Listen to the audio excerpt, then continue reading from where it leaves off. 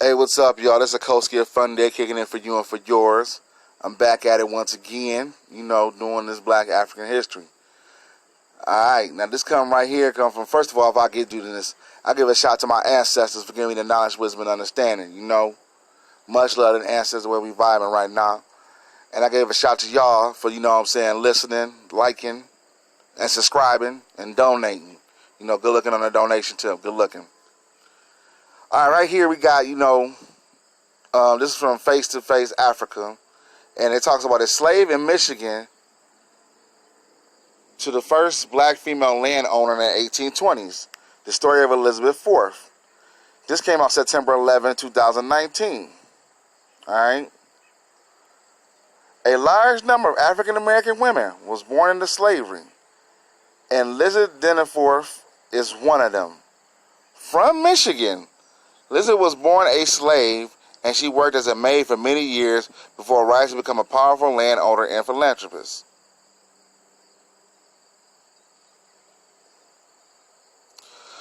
Being born to enslaved parents, Peter and Hannah Denson, Linton grew up enslaved in the Detroit River hinterlands with no formal education.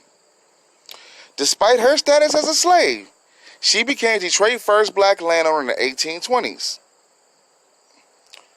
After a ruling by the Michigan Territory Supreme Court in 1807 stated that escaped slaves in Canada could not be returned to slavery in the United States, Lizzie sought freedom by escaping with one of her brothers to Canada. There is little about her material life about Lizzie was reportedly married to Scorpio IV. She was noted for her cooking skills. She could sew, and that landed her as a seamstress job where she sewed for notables like Eliza Biddle. She soon gained recognition as not only a great cook, but as a housekeeper and a nanny. According to Tyra Miles' book, The Dawn of Detroit, the chronicles of slavery and freedom in the city of the Straits. In 1855, she accompanied Biddle to Paris and was a toast to Paris with her buckwheat pancakes. Due to her ability and skill to do business, she was able to save so much from her earnings and from these jobs to purchase land.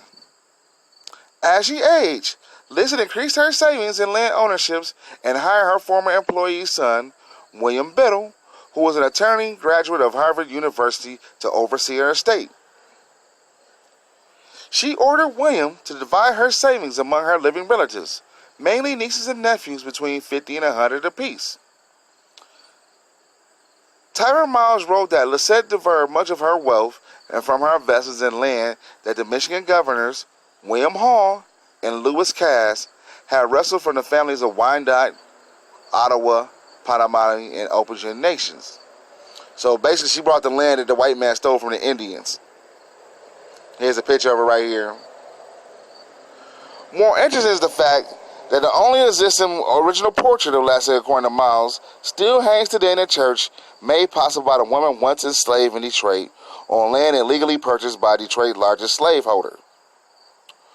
With support of donors, Livette Vision of building a church was made a reality by an executor who saw the completion of the consecrated Saint James Episcopal Church in 1868. The church, said Bishop Samuel Allen Korsky, is the fruit of the life of toil and service of a faithful colored servant of Christ.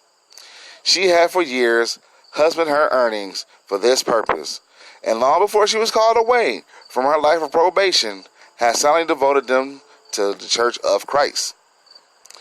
This is done in connection to the design of the one whom she had long and faithfully served to unite her within the holy act. Provincial circumstances having prevented the accomplishment of the wish of this person, it was faithfully carried out by two of her sons, whom liberally supplied the funds and acquired to complete the church, and it now stands, in its simplicity and beauty, as a joint act of Christian household to provide a house of prayer for the rich and the poor. No writing can actually be measured in the extent which Lisa's efforts paid off for the generation of African Americans who later arrived in Detroit as fugitive slaves. By the end of the Civil War, Lisa had died and was buried in Detroit historic Elmwood Cemetery. And there you have it. You know what I'm saying? Now, many people don't know that yes, it was slavery in Michigan. You know what I'm saying? Then Michigan, before all the southern states, and most northern states did this too, as they started dropping the slavery aspect, they started going to the convict leasing aspect of the game. You feel me? So they just started just making up Trump charges. The South got the convict leasing aspect from the North. You feel me? Y'all look at that's just true. That's true and look and true indeed. Y'all can look that up, you know. Cause they was like, you know, we can't do it no more.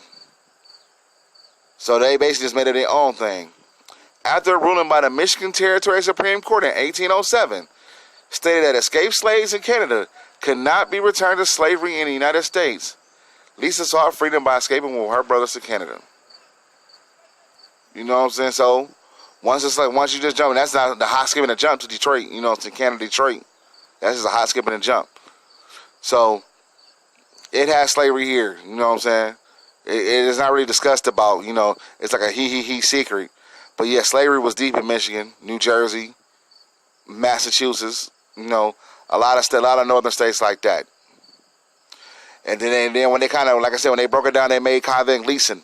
And also too, another thing that's not really discussed, they did sundown cities in these states.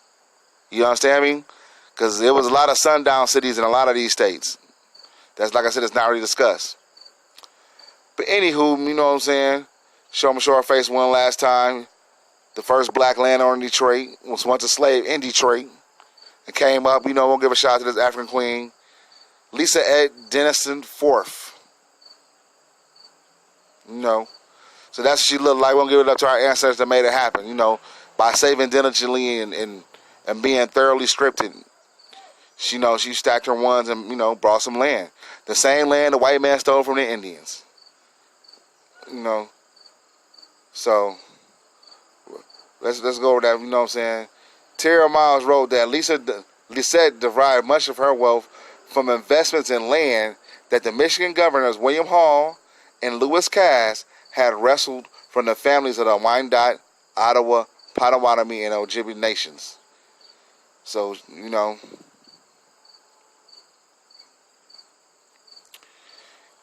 Alright, well, this is Coach Get Funding. Much love to you and yours. Hey, donate to the movement. Hit the like button and subscribe. You know what I'm saying? Peace.